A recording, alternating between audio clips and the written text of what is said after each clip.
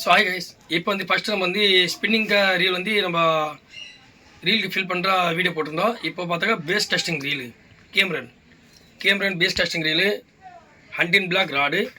So இந்த ராடன் reel தான் நம்ம வந்து காம்பை வந்து ஃபிட் பண்ண போகிறோம். ஸோ நிறைய பேர் கேட்பாங்க இது எப்படி ஓப்பன் பண்ணணும், லைன் எப்படி உண்ணும் கேட்பாங்க. ஸோ உங்களுக்கு கிளியராக நான் காமிச்சிடுறேன். இந்த லைன் வந்து ஃபஸ்ட்டு என்ட்ரஸ் வந்து லாக் பண்ணிக்கணும். ஒரு சைடு ஃபஸ்ட்டு என்ட்ரஸ் ஒரு சைடு வச்சு லாக் பண்ணிட்டு இன்னர் சைடு வந்து நீங்கள் த்ரெட்டு மேலே போடணும்.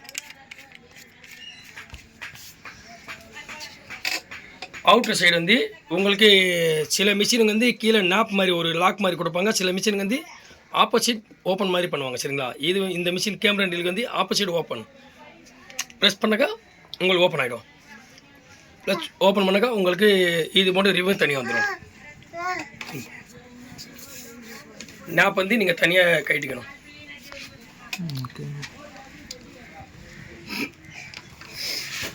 அதுக்கப்புறம் லைன் எடுத்து இந்த லைன் ரீலில் தானே இருக்கும். இது எப்படியா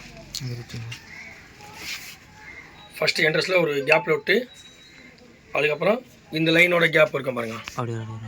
இந்த லைனோட கேப் உள்ள ஒன்று இந்த சைடு நீங்கள் எடுத்து வரணும். பேஸ் காஸ்டிங் ரீலுக்கு இந்த மாதிரி எடுத்து வரணும். அதே மாதிரி நாடு தான் இதுவும் கட்டிக்கணும்.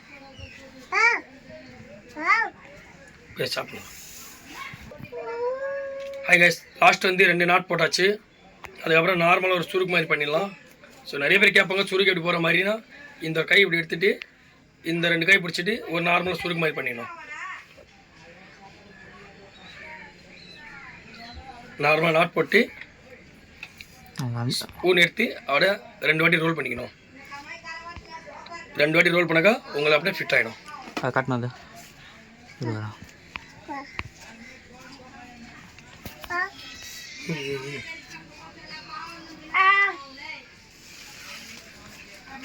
பாபின் உள்ள வச்சுருந்தது வந்து லோரோல் வந்து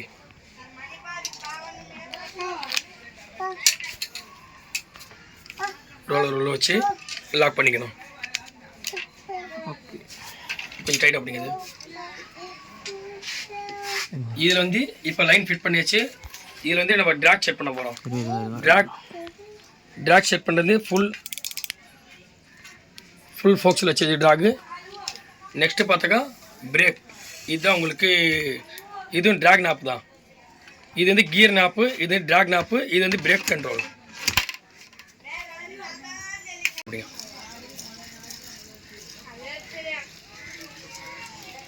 இந்த இங்கே சைட் ஜூம் பண்ணலாம்.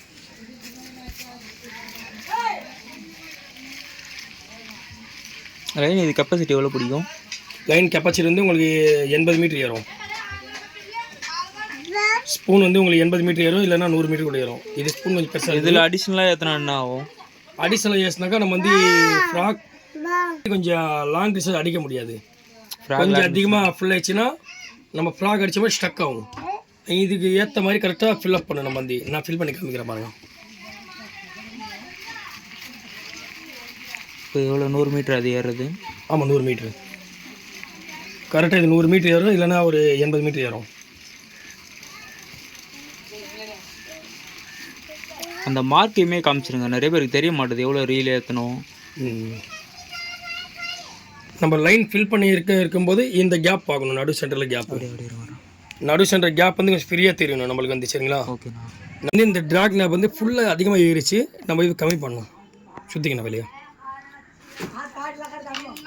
எவ்வளோ வெளியே எடுக்கணும்? எடுக்கணும், ஃபுல்லாக எடுக்கணும். சுற்றுங்க. அப்புறம் நம்ம இப்படி எப்படி இந்த லைன் நீங்கள் வெளியே கொண்டு போகும்போது லைன் ஸ்மூத்தாக போகணும். ரொம்ப டைட்டாக போகக்கூடாது, ரொம்ப ஸ்மூத்தாக போகணும். லைனு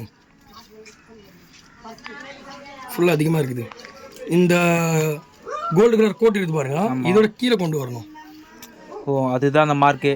மார்க்கு இந்த கோல்டு கலர் கோடோட கீழே கொண்டு வந்தால் தான் உங்களுக்கு லைன் நல்லா ஃப்ரீயாக லாங் டிஸ்டன்ஸ் போகும். மறக்காம சர்ப்ரைஸ் பண்ணுங்க. தேங்க்யூ.